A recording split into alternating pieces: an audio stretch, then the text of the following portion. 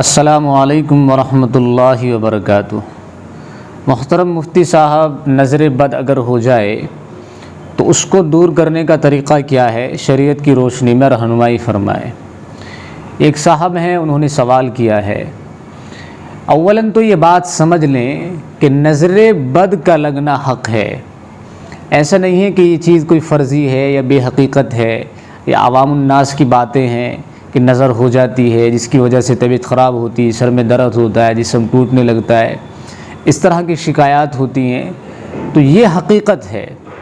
خود اللہ کے نبی صلی اللہ علیہ وسلم کی روایت ہے، حضرت ابن عباس غالباً اس کے راوی ہیں اور مسلم شریف میں موجود ہے۔ اللہ کے نبی صلی اللہ علیہ وسلم نے ارشاد فرمایا کہ نظر بد حق ہے۔ اگر کوئی چیز تقدیر پر سبقت لے جانے والی ہوتی تو وہ یہی ہوتی، یعنی نظر بد۔ اور اگر تمہیں دھونے کو کہا جائے تو دھو، یہ روایت جو ہے مسلم شریف کے اندر پوری موجود ہے۔ تو بہرحال نظر کا لگنا حق ہے، اور شریعت کے اندر احادیث کی روشنی میں بہت سارے طریقے ہیں، دعائیں ہیں نظر بد اتارنے کے۔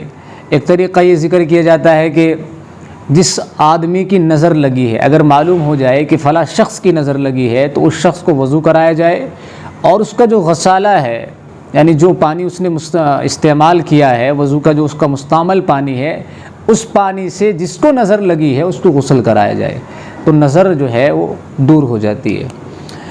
اور اسی طریقے سے دعائیں بھی ہیں بہت ساری۔ ایک مجرب عمل ہے حضرت حسن بصری رحمۃ اللہ علیہ کا، میں آپ کے سامنے اس کو رکھنا چاہتا ہوں، اور الحمدللہ میں نے بھی کئی مرتبہ اس کو جو ہے آزمایا ہے، میرا بھی آزمودہ ہے، اور الحمدللہ اس سے فائدہ ہوتا ہے۔ اگر کسی کو نظر بد ہو جائے تو 7 مرتبہ سورہ قلم کی آخری 2 آیات ہیں، وَإِن يَكَادُ الَّذِينَ كَفَرُوا لَيُزْلِقُونَكَ بِأَبْصَارِهِمْ لَمَّا سَمِعُوا الذِّكْرَ وَيَقُولُونَ إِنَّهُ لَمَجْنُونٌ وَمَا هُوَ إِلَّا ذِكْرٌ لِّلْعَالَمِينَ۔ یہ آیات کریمہ سورہ قلم میں موجود ہیں، اور آخری 2 آیات ہیں سورہ قلم کی، اور سورہ قلم 29ویں پارے میں تبارک الذی کے پارے میں موجود ہے، دوسری صورت ہے۔ تو ان آیات کو 7 مرتبہ پڑھیں، اول آخر 3 مرتبہ درود شریف پڑھ لیں۔ جس آدمی کو نظر لگی ہے وہ خود بھی پڑھ سکتا ہے، کوئی دوسرا بھی پڑھ کر اس پہ دم کر سکتا ہے۔ آدھا گلاس پانی لے لے، اس پر دم کر دیں، کچھ چھینٹے اس کے چہرے پر مار دیں، اور جو باقی پانی ہے اس کو پی لیں، تو انشاءاللہ اس سے جو ہے نظر بد دور ہو جاتی ہے، فائدہ ہوتا ہے۔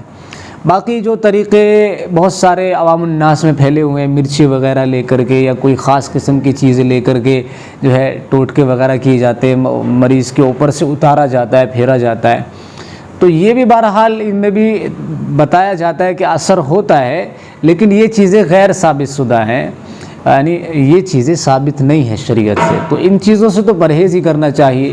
اور اگر ان چیزوں میں کسی شرکیہ عقیدہ جو ہے استعمال کیا جاتا ہے، کوئی عقیدہ اس سے غلط وابستہ ہوتا ہے، یا کوئی شرکیہ الفاظ بولے جاتے ہیں، تو پھر یہ چیز حد جواز سے نکل جاتی ہے، پھر یہ چیزیں حرام ہو جاتی ہیں، ان سے بچنا لازمی اور ضروری ہوتا ہے۔ تو اس لیے بہتر یہ ہے کہ جو طریقہ شریعت کی روشنی میں صحیح ہے، درست ہے، اور جو ہمارے اکابرین سے ثابت ہے، اسی طریقے پر نظر بد کا علاج کرنا چاہیے۔